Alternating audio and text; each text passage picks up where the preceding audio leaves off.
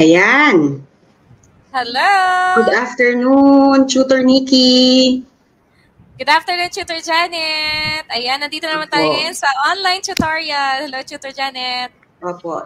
Tayo ngayon ay nasa pangatlong markahan na, Tutor Nikki. Ang bilis ng panahon, no? So, we are now starting with the third quarter. So, natapos na natin ang kalahati ng taon at tayo ay nasa ating bagong tahanan na sa ating DepEd Itulay FB page. Okay, so by the way, no, bago tayo mag-umpisa, pasalamatan natin ang ating central office. So ang ating ginagamit ngayon na module ay ang ating endorsed module from the central office for quarter 3, Mathematics 9 module 1. Ayan. So ang writer nila ay si Catherine de Guzman at si Ma'am Ana May B. Sinoy. So ating invite sila, tutor. Ayan. Invite natin sila. Yes, Tutor Janet, invite natin mga Math Terrific 9 students every Friday 3 p.m. to 3:40 p.m. sa ating DepEd Itulay page. Okay. Makakasama niyo si Tutor Janet, yes, from SDO Pasay City, and Tutor Nikki from SDO Caloocan City. Okay, sige, Tutor Janet, simulan na natin.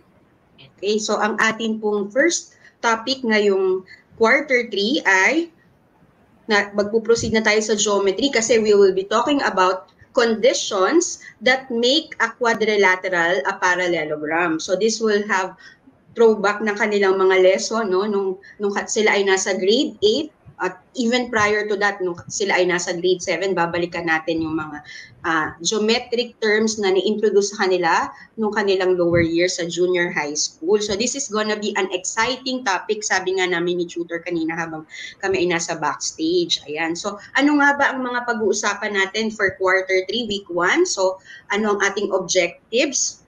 Okay, so towards the end of the session, you will be able to, unang-una po sa lahat, determine the conditions that make a quadrilateral a parallelogram. So, yun po yung title ng ating lesson ngayon. What are the conditions that make a quadrilateral a parallelogram? So, these are conditions that are stated in a form of theorem. So, ang discussion po natin ay iikot doon sa mga different conditions na naka-stipulate sa ganoong paraan. So, we need to be able to explore on these theorems. At syempre po, pag atin nang na-master yung mga conditions na yan, we will use them as properties. So, magiging properties na sila to find measures of the unknown angles or may it be sides or iba pang quantities like diagonals na involve ang isang parallelogram.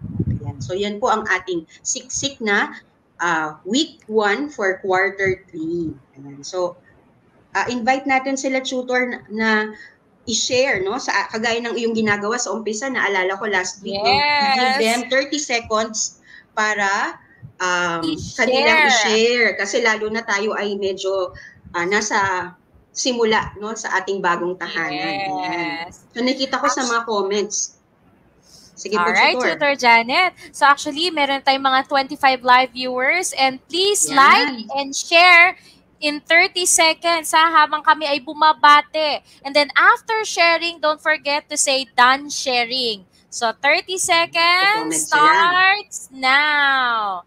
Ayan. Saan po natin i-share? Sa ating timeline, sa ating story, or sa ating mga social media timelines, no? Ayan po. Tignan nga natin. So, share.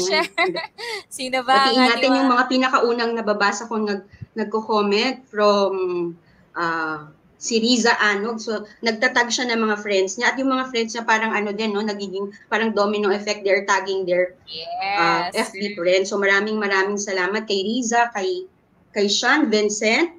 Yan, nagsishare sila by tagging their friends. So, pagpatuloy niyo po yan. And sabi nga ni Tutor Nikki, pagkatapos na po kayo, sabihin nyo lang, done sharing para alam namin na marami na po talaga ang makakapanood sa ating online tutorial ngayong araw na to. Di ba, Tutor Nikki? Yes, sige, basahin pa natin yung mga comment. So sige from, po. Good afternoon po, Hananika Dipay. Hello, good afternoon po kay, ayan, sa ating principal, Ma'am Marlene C. Ocol ng Diparo High School. Queenie Angeles ng Magdabad National High School. Tama ba ako ng pagkakabasa? Mary Queen Angeles ng grade 9. Ako, may mga bago tayong mga cuties. Hello sa inyo. Yes, at Deped Isabela, nagbabalik from San Mariano National High School. Hello sa inyo. Yan, Tutor Janet, marami pa yata. Sige po. Okay. So, marami tayong mga pag-uusapan. So, ayan, umpisahan na natin by means of a short recall lang ng ating definition ng parallelogram. So, ano ba ang parallelogram? So, we say a parallelogram is defined as a quadrilateral whose two pairs of opposite sides are parallel to each other. So from the name itself, no, kailangan ang condition na makikita natin ay two pairs of opposite sides are parallel to each other. So syempre, it has four sides, given na yon kasi nandiyan siya sa general category na quadrilateral. So it has four sides. So kaya meron ka lang two pairs of opposite sides that are, most importantly, parallel to each other. So yun yung definition natin. And what are the special, tinatawag nating mga special parallelograms? Okay, so we have here some figures. So we have a square. So this is, of course, a square, not tutor, and this is a rectangle. Ano ba ang tawag natin dito, tutor, sa natitirang special parallelogram natin? Okay, ayan, so we have a rhombus. So, in other words, tutor, no? So, ano ang ating makukonclude dito sa ating recall? So, ang ating mga parallelogram ay makaklasify natin into three special forms. These are rectangles, rhombuses, and squares. So, kaya sila ay mga tinatawag natin na special parallelograms. And later on sa ating next few discussions, no? Sa quarter 3, week 2 rather, so atin silang iisa-isahin. But for now, ang focus natin ay ang mga conditions muna na nagga-guarantee na ang isang quadrilateral ay parallelogram. So, let us start, tutor, with the first properties. The first of it. So, sabi ko nga, they will be regarded muna as theorem. So, meron tayo ditong unang conditions that is stated as a theorem. So, tutor, ano ba yung una? Pwede mo bang banggitin sa kanila? Alright, let's regard them as theorem. Number 1, a quadrilateral is a parallelogram if its opposite sides are congruent. When you say congruent, their measures are equal. Ayan. So, yung opposite sides ba?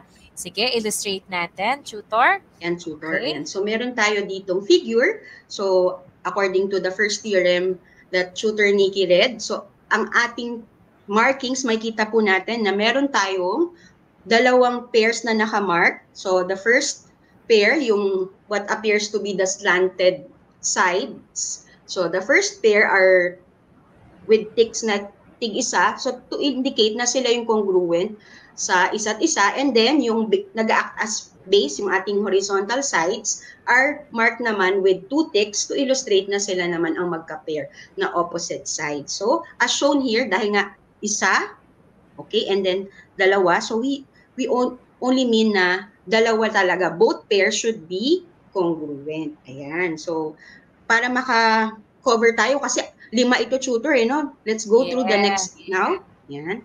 Okay. So, meron tayong activity. So, meron tayo dito, since tayo ay math, so syempre we love mathematics, no? So, yan ang dugong dumadaloy sa ugat namin ni tutor Nikki, ang pag-love sa math. Syempre, pangalawa na lang yan sa aming family and of course sa aming Diyos, no? Pero talagang yun ang aming nilalove, no? Ako personally, love ko talaga yung math, tutor. Yes, so, we really love math.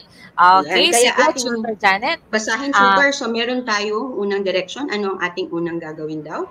So first, let's draw a quadrilateral, MATH, or math, with the segment or the side MA is congruent to segment TH or the side TH. Ayan. So, ibig sabihin, so, lagyan nga natin, tutor, ng okay, marks. Ang ating munang premise, ito ay MA is congruent to TH. So, nung dinrawing to ni tutor kanina, the same measure yung MA sa TH kasi sabi nga natin from our discussion ng grade 8, pag sinabing congruent, same measures. Okay, so MA has the same measure doon sa kabila na TH. And of course, ang ating susunod na gagawin ay magdodraw daw tayo ng diagonal. So ano bang ibig sabihin natin ng diagonal, tutor? Anong ating kinoconnect pag tayo ay, okay, let me trace. Ayan. So meron tayong diagonal AH kung saan we connect the opposite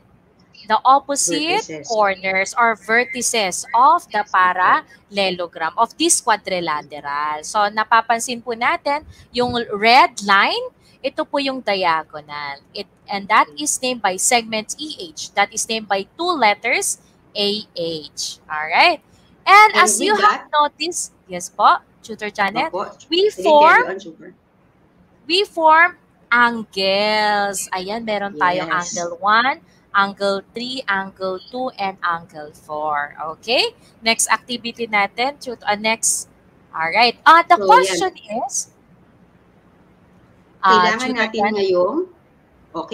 natin ngayon ma-answer mo na yung question na bakit nga ba dahil nang ginawa natin yon nung nag-draw tayo ng diagonal na AH, naka-form tayo ng dalawang congruent triangle. So, triangle MAH is congruent daw to triangle THA. So, yung ating markings very important, no, tutor? Kasi kailangan tayo ay nagko-correspond. So, lesson yan ng grade 8, no? So, M corresponds to T sa ating, dito. So, kaya MAH, tapos sa kabila naman ay THA. So, yan ang ating question. So, ano ba ang corresponding parts nung dalawang triangle na na-prove natin? So, na-prove natin kasi dito that angle 1 is congruent doon sa kanyang corresponding parts na angle 2. Tapos din, okay, angle 3 is also congruent doon sa kanyang corresponding part na angle 4. And ano pa, tutor? Ano pa yung ating nakamark na congruent? Actually, dahil nandito naman na, i-prove din natin from the transversal line, no? Makikita natin, and when we imagine this one, AH, as a transversal line, it intersects the 2 parallel lines, no? And as you can see, 1 and 2 becomes alternate interior angles. 3 and 4 are also alternate interior angles. Pero, yung paano natin mapoprove that triangle MAH is congruent to triangle THHA? Katulad ng sinabi ni Tutor Janet. Yes, meron tayong sides, 1 pair of sides na congruent. What else? And then we also have 2 angles which are congruent. And kahit nga isang angle lang, di ba, Tutor Janet? Kasi meron din tayong side na kung saan sila ay congruent. At yun ay yung diagonal. Yes, Tutor Janet. Reflexive property, AH is congruent dun sa AH din ng kabilang triangle. So meron na tayong nakitang mga parts na congruent. So we can now conclude by congruence, no, na meron tayong anong congruence ang ating na-prove doon, tutor. Okay. Ayun, tuloy lang natin to, tutor, no? Is angle 1 congruent to angle 2? Yes, by a alternate interior angle theorem. Angle 3 and angle 4, the same. Tapos yung side, no? Yung side na diagonal is also the same because of reflexive property. Therefore, we use the ASA. Actually, may sumagot dito si Debbie Presa. Alright, ASA. Ang galing naman. So, ASA, congruence. Pwede rin ang SAS, tutor. Yes, meron pa. Okay, kasi alam natin na AM is congruent doon sa HT. No? Yes. So, kasi yun yung given natin na information kanina, di ba? So, nung dinrawing ni tutor, ito, or MA, so baliktad lang, MA is congruent to PH. So, pwede rin yung SAS. So, na-prove na natin, therefore, so it follows na angle 3 also is congruent to angle 4 with the same reason na pinrovide ni tutor kanina. Yung ating tinatawag na AICP or if alternate interior angles, yan, meron tayo dyan, they are congruent. Okay. So, na-prove natin yan na congruent. So, anong ating magiging question ngayon? So, aside nga na ang sides natin na MA at ito, HT are congruent, same with AT and MH, they are congruent. Ano pa ang masasabi natin about them? So, minention ni tutor. Ano kaya yung isa pa? So, basahin natin kung naalala nila yung minention mo una-una pa lang tutor. No, since na-prove na natin na meron tayong MA congruent to TH and AT congruent to MH, consequently, ano pa yung similarities nung pair na yan? Meron pa silang same property na pwede nating i-describe. Ano kaya yon? Meron bang sumasagot tutor sa comments? Hindi ko nakikita. Ayan, nandito shoutout lang natin, tutor, ating principal, Principal Mark Anthony Hamisal. Hello po. Hello, sir. Ayan. Sige, tutor, i-proceed na po natin. Ayan, so dahil nga ang ating nakita ay congruent na ang MA sa TH at AT ay congruent din sa MH, binanggit ni tutor na nagkaroon tayo ng alternate interior angles that are actually coming from parallel sides. So, nagkaroon din tayo ng parallel sides na AT at saka MH in the same manner. So, yung AM then at TH ay parallel. Kasi nga, yung kanila namang alternate exterior angles, so in this case, alternate exterior angles are congruent. So, iyon ang ating proof ngayon na itong ating given figure ay parallelogram. So, that is our proof now na parallelogram kapag, anong ating condition? Kapag meron tayong two pairs of opposite sides that are congruent. Ayan, Tutor Janet, tama. And then, tandaan, if they have two congruent triangles, then the corresponding parts of that two congruent triangles are also congruent. Malaman natin yan sa CPCTC later on, no, Tutor Janet? Opo, gagamit din tayo niyan later sa ating iba pang mga theorems. Okay, so let's proceed, Tutor, sa ating second theorem. So, there are other conditions or properties na pwede tayong ma-derive from other theorems. So, pakibasa nga, tutor, ano yung ating pangalawang theorem para sa araw na ito? Theorem? A quadrilateral is a parallelogram if a pair of opposite sides are parallel and congruent. So, yan ang ating theorem. So, ulitin natin, when you say parallel, they do not intersect but they do have equidistant from each other. And of course, congruent, equal in measure. Ayan. Okay. So, kanina kasi ang pinrove natin ay two pairs lang. So, ang kanilang pagkakapareha lang ay they are congruent to each other. So, yung slant na side, congruent siya dun sa isa pang slide, and the second pair, of course, congruent din sila sa isa. Pero dito ngayon, we're just talking of a pair of opposite sides must be both parallel and congruent. Okay, so paano kaya natin yan ipapakita or i-explore? No? Let's follow kung ano yung ginamit sa module. So, ito ay ginamit namin mismo ni tutor sa, yan, kasi math is the best. Naniniwala kami na math is the best. Yeah. So, yan, kaya gumamit tayo dito ng quadrilateral best. So, sabi daw sa figure, quadrilateral best is a parallelogram based dun sa markings. Ano ba yung mga ma-identify natin na markings, tutor? Ayan. So, makikita natin yung parallel na marking. Yung nakikita yung arrow, parang arrow siya, o yung parang less than or greater than sign. Diba? Ito, greater than sign. Yan, sa inyong screen. That is a symbol for parallel. So, they are parallel. ES is parallel to BT. And the same as they are also congruent. So, batay dito sa ating definition ng quadrilateral best. It is a parallelogram. So, tandaan po natin that it is a parallelogram if the two pairs are parallel and congruent, equal in measure. So, kung halimbawa, 10 centimeters tong ES, Yung BT, 10 centimeters din. So, ganun yon. Alright?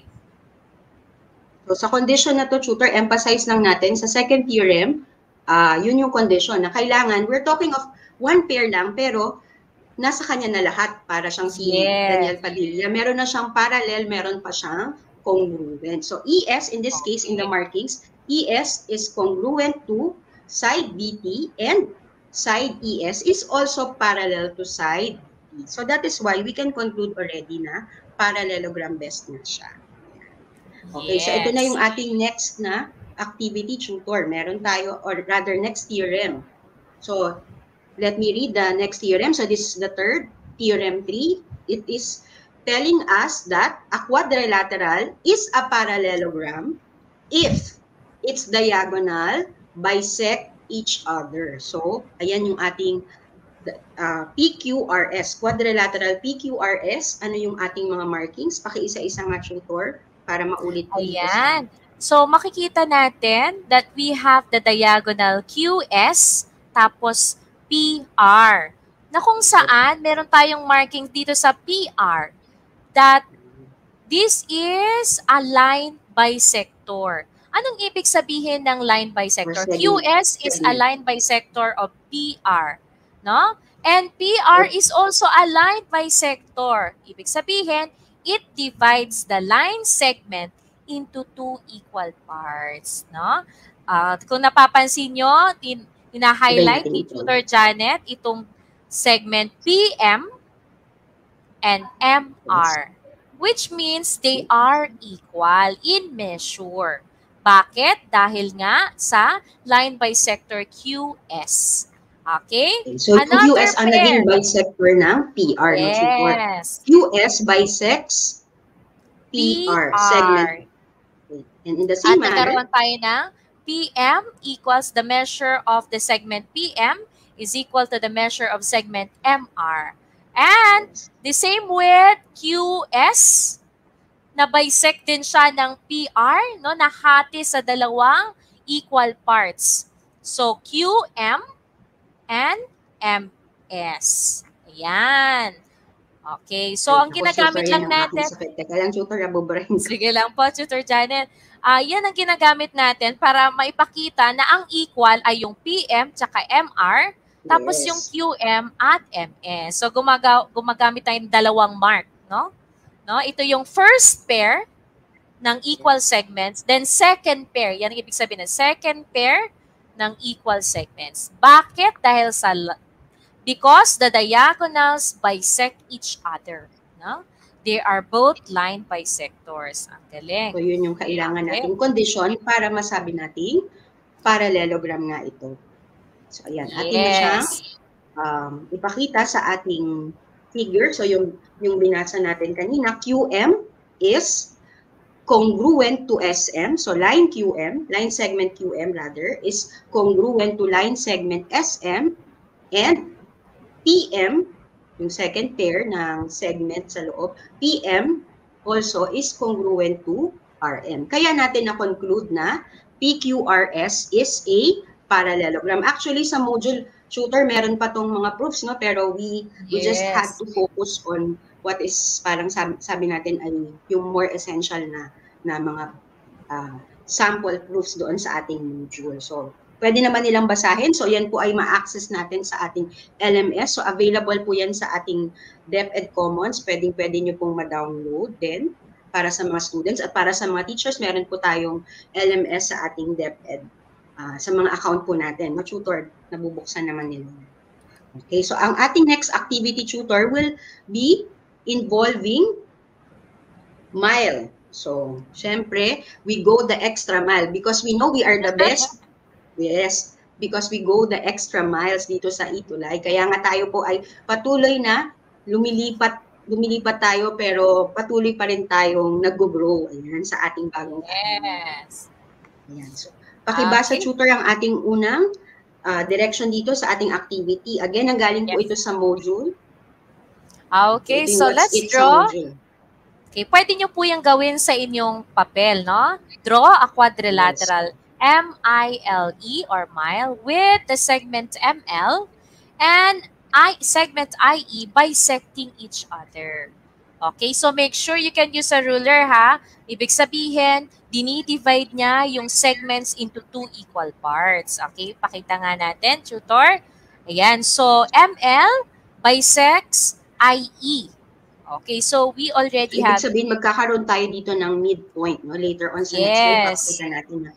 Yan. Kasi marami siya, so we go the extra miles. Extra miles. Ayan. So may S na tayo dito, tutor. S miles. Alright. So S pala ang ating smile, no? Point. We always show our smile. Pwede rin pala yung tutor, hindi ko na ano yung... Wow, ang witty talaga ni tutor Janet. So, ayan. So meron tayong... Alright, so mark the intersection of these diagonals as S. So makikita natin from based on the theorem, ES should be equal to IS. Okay, dahil nga dapat si ML ay bisector, di EI. Next.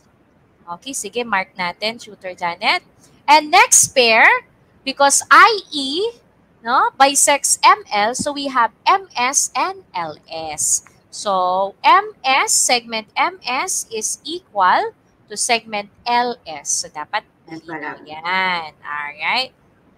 Okay. So, ngayon, kailangan natin uling maggamit ng CP-CTC, no? Yung mini-mention kanina ni tutor. So, what can we say about...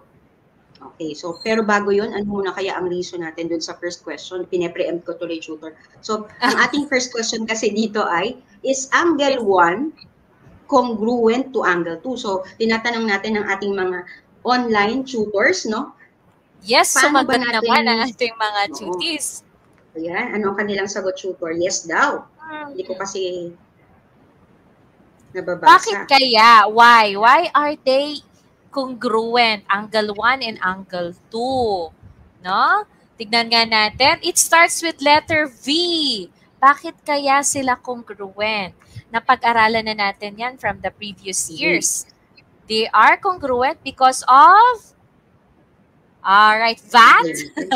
Ano kaya yung VAT? No? Value added tax by? Yes, ang galing ni Sir Rainier.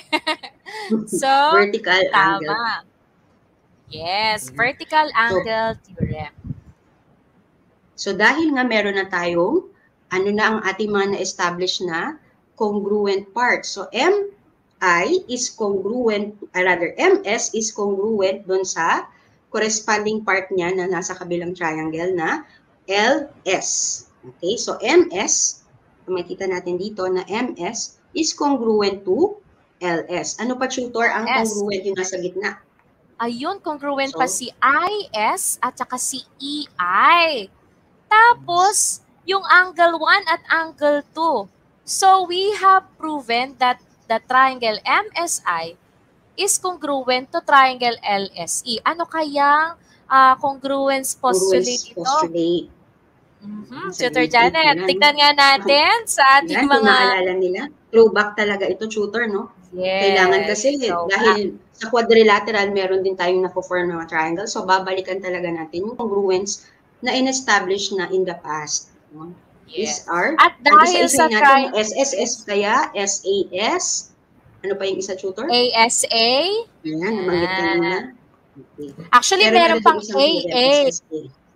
Ayun, AA, hindi na kailangan ng AAA. By AA, we know that they're congruent already. Okay. Or similar, no? Nandun din yung word na similar. Pero dito, congruent muna yung pinag-uusapan natin. So, as you can see, meron tayong S, dalawang pairs ng S, so SS. And then in the middle, included angle, they are congruent. So we have SAS. Ayan.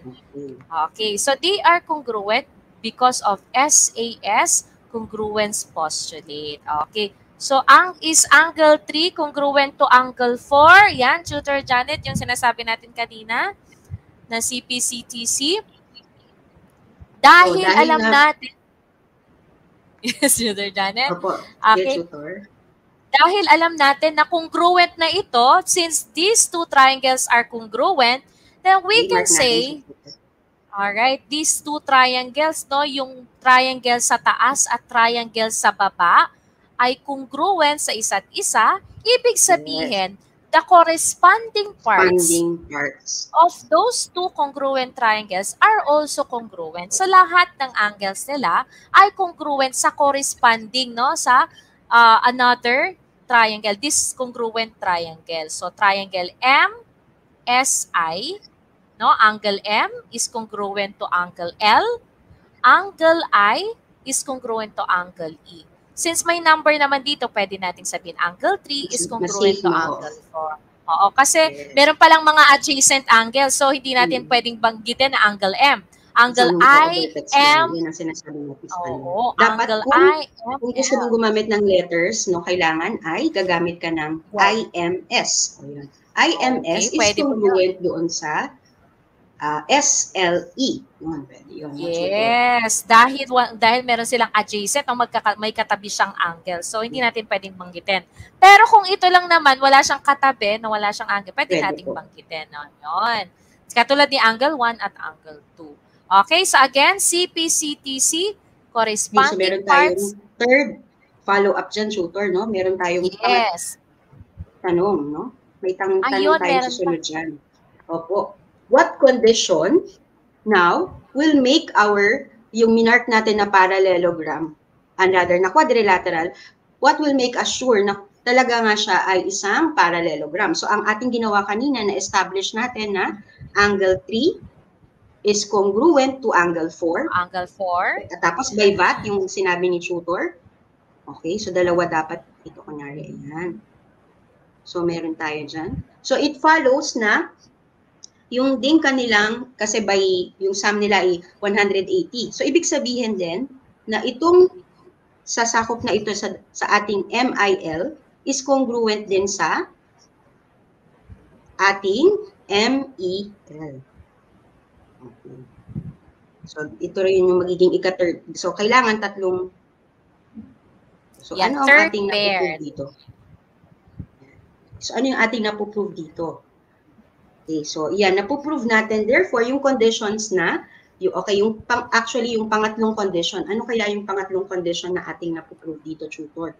Is that, na hindi lang pala yung sides ang kailangan na may congruence. Okay, we're going to conclude na pag ang opposite angles, okay, in this case, opposite angles MIL, or yung pwede na natin gamitin ngayon yung sinasabi ni tutor since we're referring to this whole angle. Angle I is congruent dun sa co-opposite niya na angle E. And of course, ito rin dahil siya rin ay di ba makaka-form tayo ng VAT din dito. So this will also be congruent dito sa kanyang ka-correspond naman sa kabila. So therefore, itong angle na kabuuan yung kasama ng 3, no, isasama na natin yung 3. So we need to make sa markings. Tutor. Ayan. Oo, tutor. Kasi ano na siya, no? Okay, so this, in turn, 4 din. Yan, to show na sila yung magka-congruence. Okay, yan. Yan. So yun ang ating pinoprove dito sa ating activity na nanggaling nga po sa module. It is that the third condition is if two pairs or both pairs of opposite angles are congruent, then the quadrilateral is a parallelogram. So, ito na tayo sa ating last proving, no, tutor. So, ginamit ko uli yung smile, no, kasi alam ko, we always, no, value the smile from other people. Yes, lalo na ngayong mga panahon na to, no, tutor. Ayan. So, ang ating ginamit pa rin ay yung same figure. So, pero may iba na tayong ipoprove na theorem this time. So, anong ating given information daw, tutor? Ayan. So, EI and ML bisect each other at S. So, S yung ating midpoint ng same condition kanina, no? Yes. Okay, so ano ang ating statement? Okay, ang ating first statement, ayan, syempre, sa ating two-column proof, normally, no, hindi naman lagi, pero normally, we always start with the information na atin nang nakuha from the given. So, which is, dahil nga EI and ML bisect each other. So, anong ating masasabi dito? ML is congruent to EI. So, yun ang ating information na given. Hindi ko lang pala siya nasulat. Sorry, tutor. So, dalawang information pala ang given. So, meron tayong EI bisects ML. So, ibig sabihin, yung markings natin kanina, i-carry over natin dito, no? Yung MS is congruent to LS at ano pa? Tutor, yung isang pair. Ayan. So, ES is congruent to IS. Ayan. So, ilagay lang po natin sa statement number 2, no? Ito yung talagang congruent. MS is congruent to LS and then ES is congruent to IS because they bisect pero each tutor, other. dito sa module yata nila, ito ay nakaspecify din na given. So, given din siya. So, yun yung hindi ko na isulat tutor dito. Susulat natin siya. Idadagdag natin na dalawa yung given. So, S is the midpoint in here. Tapos, ML din daw is congruent sa EL. Okay. Segment ML or side ML is congruent, rather diagonal ML is congruent to diagonal EL. Ayan. So, So, kung given, ayan, tutor. So, kung given naman, ibig sabihin, mailalagay na natin siya sa statements. Okay? Yes. Next, sa number 3 statement natin, tutor Janet. So, we have here, ayon. So, ES is congruent to IS. MS is congruent to LS because of midpoint. The definition of a midpoint. That we have 2 equal segments. Alright? So, yun yung follow-up natin. No? Kasi binanggit yan ni tutor kanina, ini-emphasize ni Matt Diwata tutor na kailangan, dahil nga meron tayong ganong idea na nag-bisect sila, so ibig sabihin nun, kung halimbawa, 5 yung MS, 5 din dapat yung LS. Kung 7 yung kabila, yung ES, dapat 7 din yung ES. Because that is the idea of segment bisecting another segment at the midpoint na nakaspecify mo. Okay, so that's our third. So ano ang ating pang-apat tutor? Ito, no? Number 4. Ayan, na-prove natin yan kanina. So alam natin na dahil congruent yung triangle above, which is MSI, triangle MSI, to triangle LSEY because of SAS. Okay, yung 2 segments, ka-pair up dun sa another 2 segments, and then yung that, yung angle 1 at angle 2 because of vertical angle theorem. So, meron tayong na-proof that they are congruent by SAS congruence postulate or SAS postulate. Ayan. Meron pa tayong susunod tutor. Ayan. Okay. So kapag Okay. So actually, para nabanggit ko siya kanina, no, na preempt natin, na advance natin, na kapag congruent yung dalawang triangles, lahat na ng corresponding parts congruent din. Yun ang ibig sabihin ng CPCTC. That corresponding parts of congruent triangles are congruent. Diba? Ang bilis kapisaduhin. CPCTC. So, ibig sabihin, yung iba pang sides, congruent. Segment MI is congruent to segment LE. The same with other parts, pati yung ibang angle, no? Angle 3 is congruent to angle 4. Ayan. Ayun.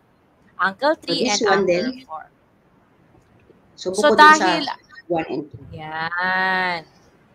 At dahil dyan, ma-prove natin na parallel si MI at si LE. Bakit?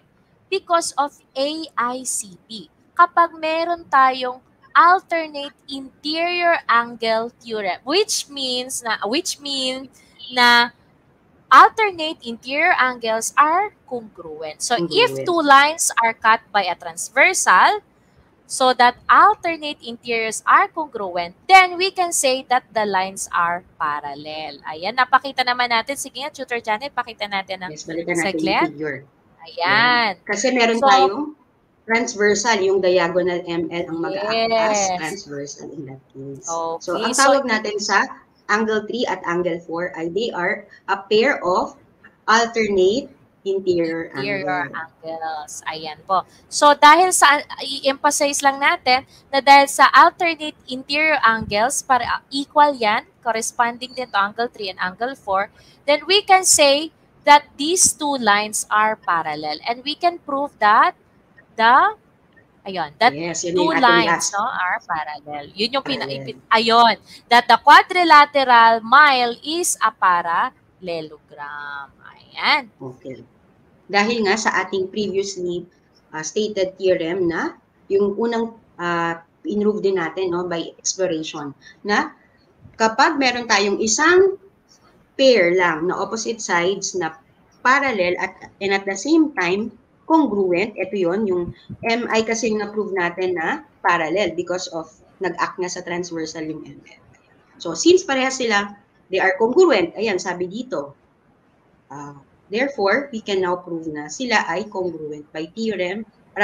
Therefore, we can conclude na mile, our quadrilateral mile, is a parallel. So, consequently. Ayan.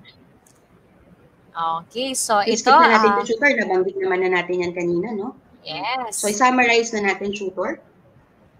Okay, so ito yung mga conditions that will guarantee that a quadrilateral is a parallelogram. So number 1, if its opposite sides are congruent.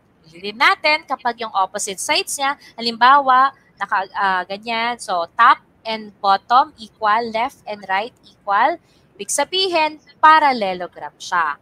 Okay? Next, sa number 2, ito, kapag yung isa lang, no, isang pair lang, no, hindi ko lang na-emphasize kanina, a pair of opposite sides, no, are parallel and congruent. Di lang siya equal in measure, parallel pa siya, then we can say it is a parallelogram. Okay? Next. Tutor, sige po. Okay, so yun yung ating pinrove din earlier sa ating, bago tayo na-prove nung sa SMILE din, di ba? So a quadrilateral is a parallelogram if its diagonals bisect each other. So it's important na kung hindi lang tayo titingin sa angles, pwede din sa diagonals nila. So pwede rin pala yung maging condition. Okay, number 4, tutor, ano yung ating pang-apat? Yes, if its opposite angles are congruent. So tatandaan natin, opposite angles sa pag sinabing opposite, magkatapat, hindi yung adjacent, hindi magkatabi. So, opposite angles are congruent, 70, 70. O, parang yung corner natin, no, Tutor Janet, no, imagine natin, 70, 70, no? Tapos dito naman, 110. Okay, sa kabila, ang hirap. Ayun, 110, 110. So, we can say that it is a parallelogram. Ito yung hindi natin nadaanan, tutor, kasi ayan. So anyway, so we will be discussing that sa ating iba pang mga properties, no, nung pag tayo ay nasa special parallelogram. So ano ba yung number 5, tutor? Pakibasa po.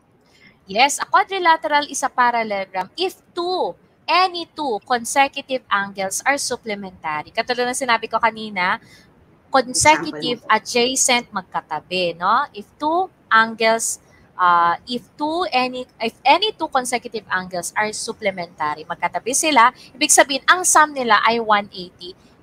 That quadrilateral is also a parallelogram. Yes. Okay. So tayo na ngayon ay mag-proceed sa ating task, tutor. So dito sa task 2, tatlo lang yung pin-repair natin, tutor, tama ba ako? So we will be showing 3 different quadrilaterals and they will tell us kung siya ba ay parallelogram by answering yes. So sa comment niyo po, you have to say yes or no. So let's start with our first figure. So ang ating markings ay, ayan po, nakikita naman siya natin, no? Sa ating mga cuties. Yan. Alright. So ano kaya ito? Number 1. So makikita natin, lagyan ko. Okay. So we have 2 pairs of congruent, ito, 1 pair, opposite sila, no? Mapapansin natin opposite. Yung isa naman, alternate, no? Alternate interior. So, is it, can we determine that it is a parallelogram? Kaya ba? Mapapakita pa nito? So, gagamit ba tayo dito rin ng CP-CTC, no? Para masabi nga natin na parallelogram siya. Kasi we need another part na para maging masabi natin na ito ay yung dalawang triangles na na-form natin ay congruent. Sige, sagot po tayo ng yes or no. Yes or no. So ano po ang inyong conjecture? Yes ba? Is this enough information para masabi natin na ito ay parallelogram? Yes or no? Tignan nga natin sa number 1. So, ano ang tamang sagot, Tutor Janet? So, ang tamang sagot ay yes. Kasi nga po sa figure, ini-imply na meron tayong third din na angle na congruent. So ito pong natitira. So yung, halimbawa, 180 naman ito. So kung ito ay congruent na, so yung sinasabi ni tutor, AA is enough para masabi natin ika-third ay magiging congruent na rin. So dahil nga po doon, magkakaroon tayo ng hindi lang isa, kundi dalawang pairs of opposite angles that are congruent. So the condition that was met is yung condition na binanggit natin na pang-apat. So if two pairs of opposite angles are congruent, then the given quadrilateral is a parallelogram. Ayan, sumagot na sila, tutor. Nag-ensure lang talaga sila. Ayan, sabi ni Jade, yes. At nag-agree na po ang marami. Emeline also said yes. Okay. So, kailangan pala natin talaga dito ng CP pa rin, no? Yes, or tutor. AA lang isa. Ayan, Next, sa number 2 kaya. Tignan nga natin. Tutor, para makita nila sa red. Mapapansin po natin, yes, opposite sides are congruent. Yan pong nasa left and nasa right. Tapos meron pa tayo alternate interior which are congruent. So is it enough to justify that this quadrilateral is a parallelogram? Is it enough ba? Tignan nga natin. Lagyan ng number ang inyong sagot and then yes or no. Okay. Kung kaya rin nilang sabihin sa atin kung anong theorem, no? Anong theorem kaya? Is it the first na pinrove natin or minention lang pa natin yung first or is it the second na theorem? So alin kaya? Kung kaya lang naman nila, tutor, no? So sabi na may mga sumasagot ng no, sabi ni Emeline, no, sabi ni Baby Julia, no. Nag-agree ang karamihan. Okay, so tingnan natin ang tamang sagot. Okay, pakita ko na, tutor, no? Yes. Ano po, tutor? Actually, no, ang tamang sagot ay yes, tutor, no? Bakit kaya yes? So mapapansin natin, sige, tutor Janet, ang mapapansin po natin, itong opposite sides congruent siya. Tapos itong alternate interior congruent. Eh, di ba itong diagonal, reflexive property. Tsaka yun din na magiging transversal natin, pwede na rin yung tutor. Yun ang ating transversal. Tapos kung meron kang alternate interior angle na congruent doon sa line na yun, so you will already conclude na parallel. Yes. We have one pair of, we have a parallel line and then these are congruent, one pair of congruent, we can say that it is a parallelogram. Ayan. Okay, so kahit hindi na natin na banggitin yung mga triangles, no? By the condition, we can prove that na it is a parallelism. Yes. So dahil itong line na to, segment ladder na to, na-prove natin na parallel siya and na-given na rin na congruent. So, this is a parallelogram. And the last, tutor, ayan, number 3. May black na siya. So, ititrace ko lang, tutor, para mas klaro. Ayan. So, ano kaya ang sagot dito, tutor?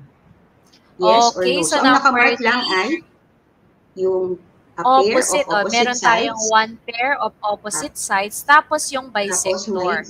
Okay, may isang diagonal na na-bisect. Okay. So, ano kaya ang tamang sagot dito sa number 3? Sige nga, sagot sa ating mga three. Number 3, yes or no. Magbe-base na po tayo sa ating mga conditions. So, ano lang natin, i-iterate. Okay.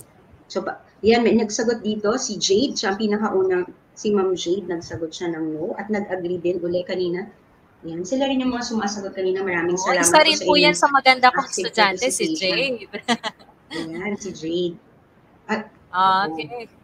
Kanina pa siya sumasagot, tutor. Talaga naman. Love na love niya ang math. Okay, so ang tamang sagot po, tama po sila, Jade at si Emeline at si Princess at si Miss Aileen, si Baby Julia. Tama po sila na no. Kasi ano ba yung ating pinakita lang na markings dito? Only one pair of opposite side are congruent at hindi rin both diagonals kasi kailangan kung wala yung markings na to, halimbawa, tanggalin natin yan, kailangan, ito yung dapat na maging congruent, yung isa pang segment ng diagonal na na-bisect nung una na nating minark. So, the answer is no, kasi kulang yung information na pinrovide sa atin. Para makonfirm agad natin. Yes po. In addition to that, kung meron lang tayong marking na parallel, no? Parallel dito Yes, sa pwede. taas at sa baba, Okay. masasabi nating parallelogram. Pero wala no? Dapat one pair of parallel and congruent sides. Pwede na nating sabihin yun. But once again, opposite sides lang, tapos dalawang segment lang yung nag-equal. So, it will not guarantee that it is a parallelogram. Okay? So, tayo na mag-proceed, tutor, sa pinaka, alam ko, excited ang ating mga tutor magsagot ng ganitong mga type of questions natin. So, tingnan natin kung makaka-perfect sila this time. Ayan. Yes. So, shout out muna tayo. Again, meron tayong bagong nakakasama from SDO Isabela, si Alea Gerardo Anton. Tama ba, bago siya? So, from San Mariano, kasi parang ngayon ko lang nabasa yung bago yung San Mariano National High School. Main. So, main sila. Welcome sa iyo, Alea. So, ating basahin yung unang question. Tutor, pakibasa po. Yes. Given measure of angle HEF is equal to 100 degrees, what must be the measure of angle FGH to prove that the quadrilateral EFGH is a parallelogram? Siguro, tutor, mas better na meron tayong illustration. No? Ayan. EFGH. Yan yung gagawin natin during exam. Lalo na ngayong third quarter, you have to illustrate. Yan. Yes. Sige. Kaya visual learners are also top here. No? Kailangan lagi natin i-illustrate yan. So, we have EFGH. At ang measure daw ni angle HEF. So, HEF. Angle E, no? Pwede na nating banggitin angle E is 100. Alright. So, ang tinatanong, yes. Ano naman ang measure ni FGH? Okay, ito. What should be the measure of FGH para ma-conclude natin na parallelogram na nga talaga si quadrilateral EFGH. Yan. So, ano kaya ang sagot? Is it 20? The measure should be 20 degrees, 80 degrees for letter B, or is it 90 degrees, or dapat equal sila, 100 degrees? So, ano po ang inyong sagot? Okay, so tutor? Okay, so bilisan na natin tutor dahil wala na ring time. It's letter so, kasi, D. Explain na lang natin, no? Opposite kasi sila, no? HEF, or sabi nga ni tutor, pwedeng isang letter na lang, E.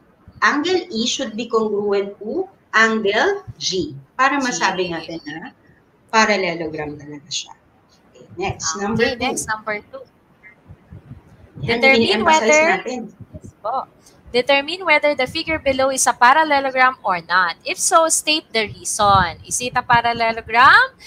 Yes. Is it a quadrilateral with two pairs of opposite sides that are congruent? B. Yes, it is a quadrilateral with any two consecutive angles that are supplementary. Or C. Yes, it is a quadrilateral with a pair of opposite sides that are parallel and congruent. Wow, may sumagot na. Ay, sandali lang. Akala ko may sumagot na. Tama sa number 1. Okay. Oo, marami silang nag-agree sa atin. So, sa number 2, mga online participants. Sa number 2, ano kaya ang tamang sagot? Pakita na rin natin, tutor, no? In-emphasize naman po natin, no? Now, only one pair. So, nakita natin isang pair of sides lang yung nakamark. Pero they are both parallel. And congruent. Kaya ang tamang sagot ay letter C. Number 3, tutor. Which statement below can be used to prove that quadrilateral EFGH is a parallelogram? So dito, hanapin lang natin that the two segments, no? Two pairs of segments are equal, no? Congruent, equal in measure. So, ano kaya ang tamang sagot? 5, 4, 3, 2, 1. Una natin yung minention tutor, di ba? Yes. Sa unang condition yan na minention natin. Okay, sa number 3 na tayo. Siguro nalilate lang ang ating comment section. Internet connectivity issue. So, ang tamang sagot po kasi dito ay EF should be congruent to HG. So, yung parang nag-act as base. And, ano yung isa? EH is congruent naman sa FG. So, yun lang. Kasi hindi pwede yung EF and FG. So, consecutive sides kasi yun, no? So, kailangan kasi natin, opposite sides are congruent. So, two pairs of opposite sides are congruent. Ayan, tutor. So, may mga nakahabol naman nakapagbigay yung estudyante mong maganda talaga naman. Mga J, maganda yan eh. So, better sigaw, sabi niya. Ayan. Okay, so, tandaan natin na opposite sides. Ayun, tutor. Oo, so ate lang, para makapag-promote pa tayo for one last time, tutor. Yes, so tandaan, every Friday, 3 o'clock to 3:40 p.m. sa ating bagong tahanan DepEd Itulay page. Please follow at laging nakatutok dahil nandoon lahat ang ating mga Itulay tutors, no? Ang ating online tutorial. Tayo ay may bago na ring YouTube channel, no, na kung saan ating makita, kung sila ay Team Replay, meron din po tayong DepEd Itulay YouTube channel. So, mag-like at mag-subscribe na po kayo sa ating mga bagong page, no? Paki-share nyo na rin po sa inyong social media. At ngayon po tayo ay nagse-celebrate ng National Artists Month, no? So, ating nakikita sa commercial kanina nung ating bago tayo nagkaroon ng mga parang advertisement natin na tayo po ay nagse-celebrate ng National Arts Month. So, patuloy po kayong tumutok kasi atin na pong makakasama. Sino tutor ang ating makakasama? And by the way, yan po ang ating bagong feedback form. Pwede po kayong, kasi nasa quarter 3 na tayo. So, we value the stakeholders' feedback. So, pwede nyo pong scan at inyo na pong ma-reach yung site para kung saan kayo pwedeng makapag-comment at makapagbigay ng inyong most valued feedback po sa amin ni Tutor Nikki at sa buong Ayan. Tutor, sino ang ating susunod na nakakasama? So muli, susunod na, up next, ang Math 10. Nandyan si Tutor Joy, sila Tutor Abtil, Tutor Roel. And at last, so sasabihin natin, thank you so much sa lahat ng mga talagang live audience natin. Huwag kalimutang i-share sa inyong mga ka-classmates dahil sila din ay matututo. Okay, muli ako si Tutor Nick ng SDO Caloocan City. And si Tutor Janet. Si Tutor Janet from SDO Pasay City. Maraming salamat po. Thank you, Direk.